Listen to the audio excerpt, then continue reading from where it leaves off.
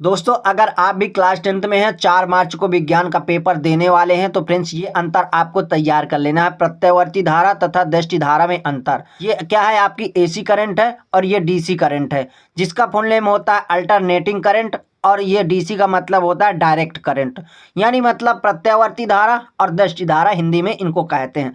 तो चलिए कुछ इस प्रकार से आपके अंतर हैं। प्रत्यावर्ती धारा के परिणाम तथा दिशा समय के साथ आवर्त रूप से परिवर्तित होती है। तो क्या होती है, इसकी धारा और दिशा समय के साथ परिवर्तित होती है। दृष्टि धारा का परिणाम बदल सकता है लेकिन दिशा नियत रहती है। तो इसकी धारा बदल सकती है लेकिन भेजी जाती है उसी दिशा में रहेगी, अपने आप कन्वर्ट नहीं हो सकती। इसके बाद दूसरा है आपका प्रत्यावर्ती धारा वैद्युत जनित से उत्पन्न होती है।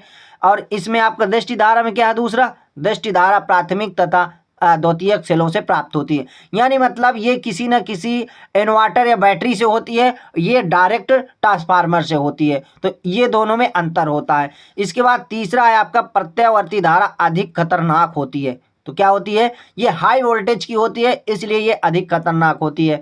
दृष्टि धारा अपेक्षाकृत कम खतरनाक होती है। तो ये कम खतरनाक होती है और ये ज़्यादा खतरनाक होती है। तो इन दोनों में ये अंतर होता है। इसके बाद आपका चौथा नंबर है, इनमें से ट्रांसफार्मर प्रयुक्त किया जा सकता है।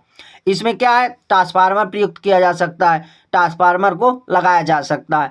इसमें ट्रांसफार्मर प्रयुक्त नहीं किया जा सकता। इसको आपको तैयार कर लेना है, ऐसे ही आपको लिख देना है तो आपके 4 नंबर कंफर्म हो जाएंगे। तो चलिए, और आरएनए में अंतर जरूर पूछ लेता है, इसको आपको तैयार कर लेना है। ये बहुविकल्पी में भी आ जाता है कि डीएनए क्या है और आरएनए क्या है।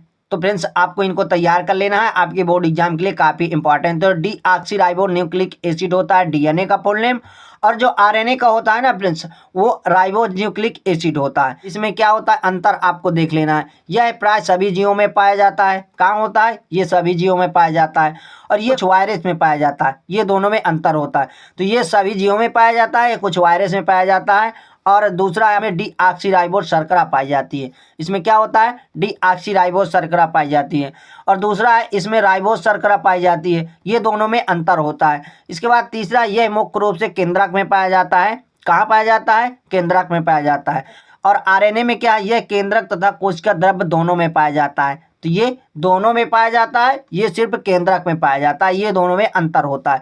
इसके बाद चौथा है आपका, डीएनए से आरएनए का निर्माण होता है और ये कुछ विषाणुओं में ही आरएनए से डीएनए का निर्माण करता है। ये अंतर होता है। इसके बाद पांचवा जो अंतर है, यह प्रमुख आनुवंशिक पदार्थ है। क्या है, ये आनुवंशिक पदार्थ है। और जो आरएनए है, यह कुछ विषाणुओं का आनुवंशिक पदार्थ है। ये सभी का है, ये कुछ का है। ये अंतर है फ्रेंड्स। और छठवां, इसमें थायमिन 4 उपस्थित होता है। क्या है, इसमें थायमिन 4 उपस्थित होता है। और जो आपका आरएनए है, इसमें यूरेसिल 4 उपस्थित होता है। ये अंतर होता है। इसके बाद सातवां, आपका इसकी संरचना द्विकुंडलित होती है।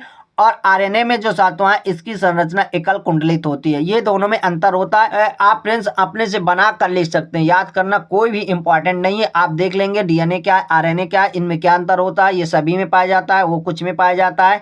ये आप देख सकते हैं, इसमें डीएनए से आरएनए का निर्माण होता है, इसमें आरएनए से डीएनए का निर्माण कम मात्रा में होता है, कभी कभी होता है। इस प्रकार आपको देख लेना है कि ये आनुवंशिक होता है, ये कुछ विषाणुओं में होता है। ये सारे अंतर होते हैं, इनको आपको याद नहीं करना, सिर्फ समझना है, देख लेना है। तो आपके 2 से 4 नंबर कंप्लीट हो जाएंगे फ्रेंड्स।